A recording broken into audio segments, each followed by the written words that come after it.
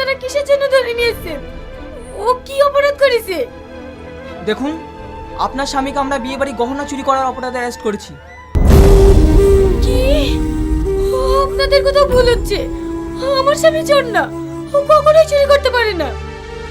আপনার যা কিছু বলার আছে কালকে কোর্টে গিয়ে বলবেন। আপনি এখন আসতে পারেন। বিশ্বাস করো সালমা, আমি এসবের কিছুই জানিনি। তুমি যেন আমাকে ভুল বোঝো না। 10 বছর ধরে আমি তোমার সাথে সংসার করছি, আমি তোমাকে চিনি না? তুমি কোনো চিন্তা করো না, যা করিও আমি তোমাকে এখান থেকে ছাড়াবো।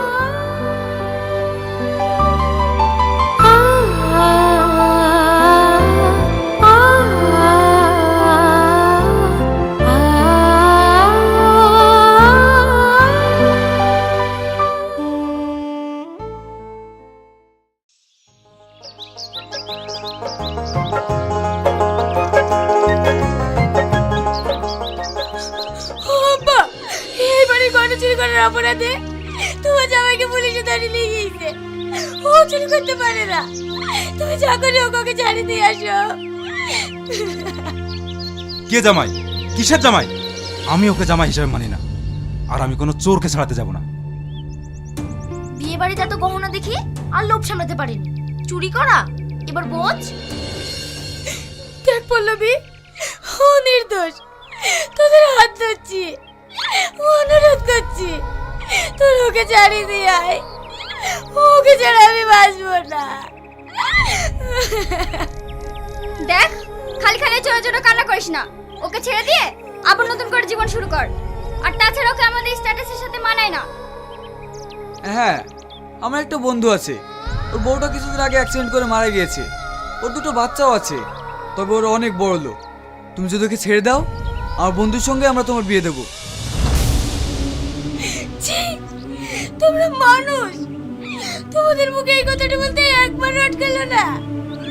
তোমাদের কাউকে আমার স্বামীকে ছাড়াতে হবে না। যা করো আমি আমার স্বামীকে ছাড়াবো। কিন্তু তোমরা একটা কথা মাথায় রেখো, তোমাদের এই জেদ আর এই আত্মহকারী তোমাদের একদিন শেষ করবে।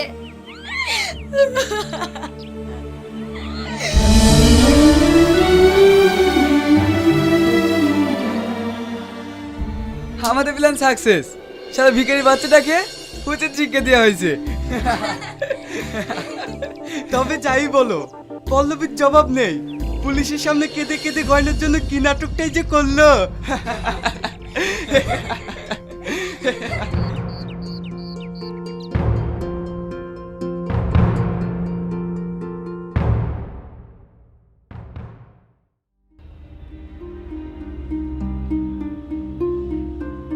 স্যার,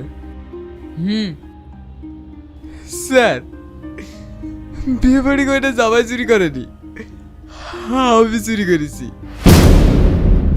কি? হ্যাঁ স্যার, জামাই নির্দোষ, ওকে ছেড়ে দেন। আমি নিজে সারেন্ডার করছি। যতীন কাকা, কনস্টেবল, একে লকআপে ঢোকাও আর ওকে ছেড়ে দাও।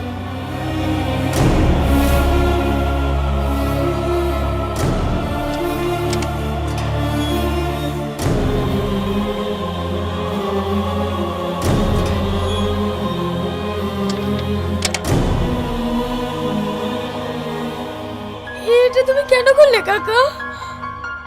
বিশ্বাস কর মা, সত্যি আমি গহনা চুরি করেছি। মিথ্যা কথা বলো না কাকা। আমাদের বাড়িতে তুমি 20 বছর ধরে কাজ করছো, আজ পর্যন্ত একটা টাকা এদিক ওদিক হয়নি। আর তুমি গহনা চুরি করেছো, এটা আমাকে বিশ্বাস করতে হবে। মারে, আজ তুই এতে যা কিছু ঘটেছে সব কিছুর জন্য দায়ী আমি। আমি যদি তোদেরকে নিমন্ত্রণ করে না নিয়ে আসতাম, তাহলে তোদের কিছুই হতো না। কেঁদো না কাকা, ছোটবেলা থেকে তুমি আমাকে কোলে পিঠে করে মানুষ করেছো। আমি তোমাকে নিজের বাপ হিসেবে মানি। তোমার চোখের মানে আমার সহ্য হচ্ছে না কাকা। তাহলে তুই বল, নিজে জামাইকে পুলিশে আটকে রাখবে আর আমি বাপ হিসেবে কি করে চুপ করে থাকি? যতীন কাকা, তোরা ছাড়া এই দূরে আমার কেউ নাই রে, আমাকে নিয়ে ভাবতে হবে না। তোরা বাড়ি ফিরে যা, তবে তোর এই বাড়িতে কোনোদিন আসবে না। ওরা টাকা ছেড়ে কিচ্ছু জানে না। আপনি কোনো চিন্তা করেন না কাকা, যেভাবেই হোক আমি আপনাকে এখান থেকে খুব তাড়াতাড়ি ছাড়াবো।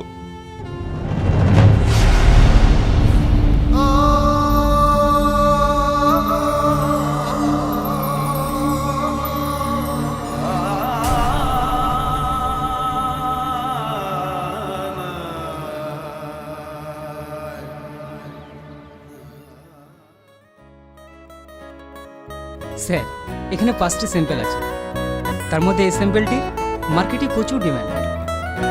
সে তো খুব ভালো কথা, তাহলে এর অর্ডারটা বাড়িয়ে দাও। স্যার, এটা আমাদের কোম্পানি প্রোডাক্ট না, এটা একটা লোকাল ভাটিতে তৈরি হয়। তাহলে ওই ভাটিটাকেই কিনে নাও। স্যার, ওরা তাতে রাজি না, ওরা নিজের দমই বড় হতে চায়। তার মানে ব্যবসার প্রতি সততা আছে।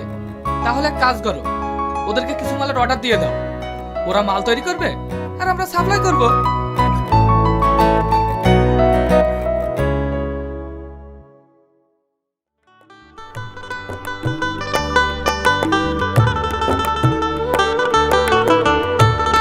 মর্চিকা স্কুলে গিয়েছে?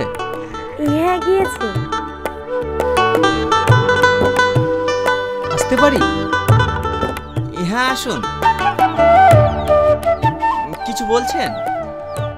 হ্যাঁ, আমরা মালের ব্যাপারে এসেছি। ও, মাল লাগবে? এই কয় প্যাকেট লাগবে বলেন? 10 প্যাকেট, 20 প্যাকেট? 10 প্যাকেট 20 প্যাকেট না, আমাদের 20,000 প্যাকেট লাগবে।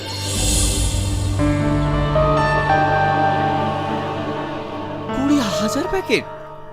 আমরাও তো মাল দিতে পারবো না। টাকার জন্য চিন্তা করছেন? টাকা নিয়ে ভাববেন না, আমরা টাকা দিচ্ছি, আপনারা মাল তৈরি করুন আর আমাদের কোম্পানিকে সাপ্লাই দিন।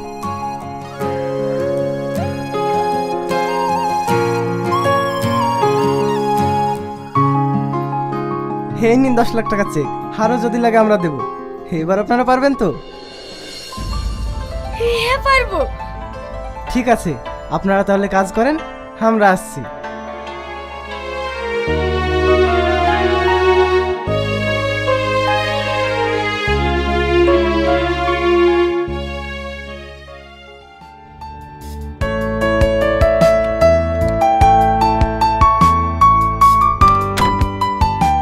Sir, import and export company আমাদের মাল নিচ্ছে না। মানে?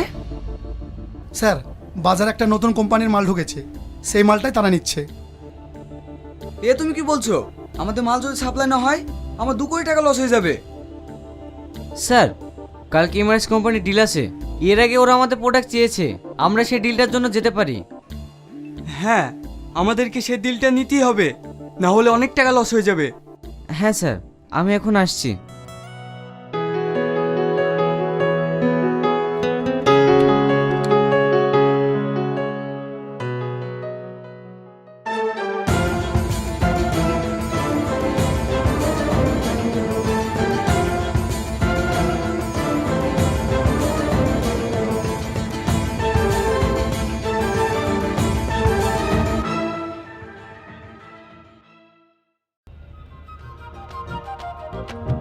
এভাবে কোথায় যাচ্ছ?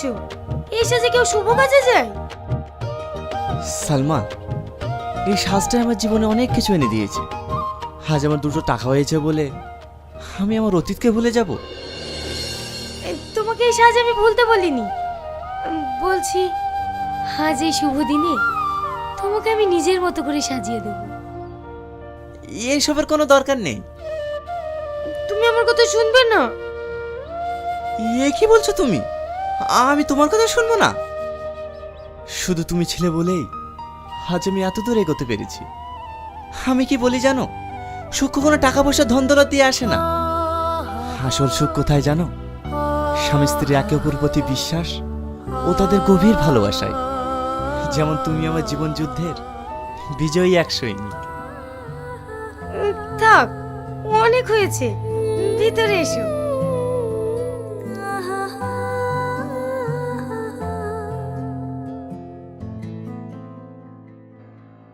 দেখুন, এই মুহূর্তে আমরা আপনার কোম্পানির সঙ্গে ডিল করতে পারছি না। এ কি বলছেন? এটা কি আপনারাই তো আমার কোম্পানির সাথে ডিল করতে চাইছিলেন? হ্যাঁ, চেয়েছিলাম। তখন আপনাদের প্রোডাক্টের কোয়ালিটি ভালো ছিল, আবার দামেও কম ছিল। আর এখন কোনোটাই নেই, তাই আমরা এই ডিলটি বিএনএস কোম্পানির সঙ্গে করেছি। দেখুন, এই ডিলটি আমাদের ভীষণ জরুরি, না হলে আমাদের অনেক টাকা লস হয়ে যাবে, না হলে আমাদের কোম্পানি দেউলিয়া হয়ে যাবে। সে বুঝলাম, কিন্তু আপনার মাল নিতে গিয়ে আমরা তো লস খেতে পারবো না।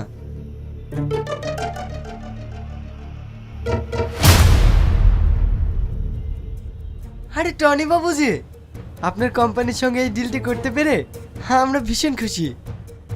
আমিও কখনো ভাবিনি যে আপনার কোম্পানির সাথে আমি ডিল করতে পারবো। আমার প্রজেক্ট সব রেডি আছে।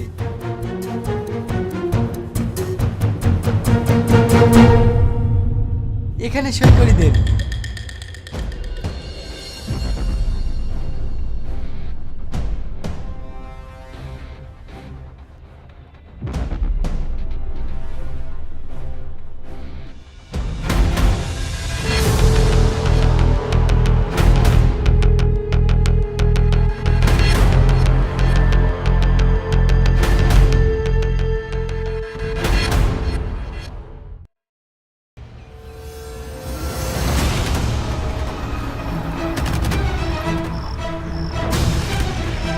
স্যার স্যার, আমাদেরকে আর কিছুদিন সময় দিন, আমরা ব্যাংকে টাকা সব পরিশোধ করে দেবো।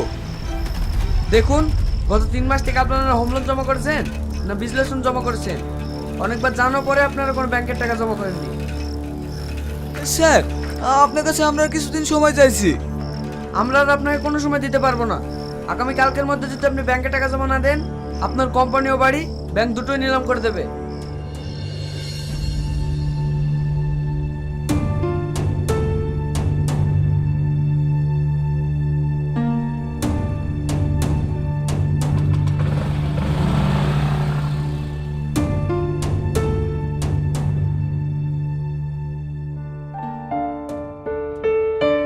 একটা খবর শুনেছ?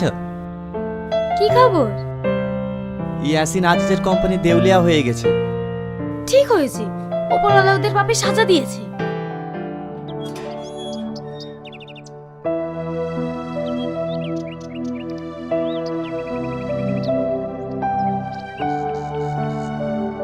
বুবু,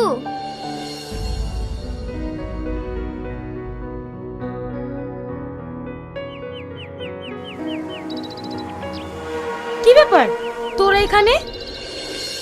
বুবু, আমাদের কোম্পানি দেউলিয়া হয়ে গেছে। তো আমরা কি করব? ব্যাংক থেকে লোক এসেছিল, কালকের মধ্যে যদি ব্যাংকের ঋণ পরিশোধ করতে না পারি তাহলে আমাদের বাড়ি ও কোম্পানি নিলামে উঠে যাবে। তাই তোমাদের কাছে কিছু টাকার জন্য এসেছি। তোদের যা খুশি হয়ে যাও, আমি 1 টাকা দিতে পারবো না। সালমা, এভাবে বলো না। তোরা কোন মুখ নিয়ে এই বাড়িতে টাকা চাইতে এসেছিস? হ্যাঁ, ভুলে গেছিস সেদিনের কথা? কিন্তু আমি ভুলিনি। তোরা আমাদের অনেক কষ্ট দিয়েছিস। এক্ষুনি এই বাড়ি থেকে বেরিয়ে যাও।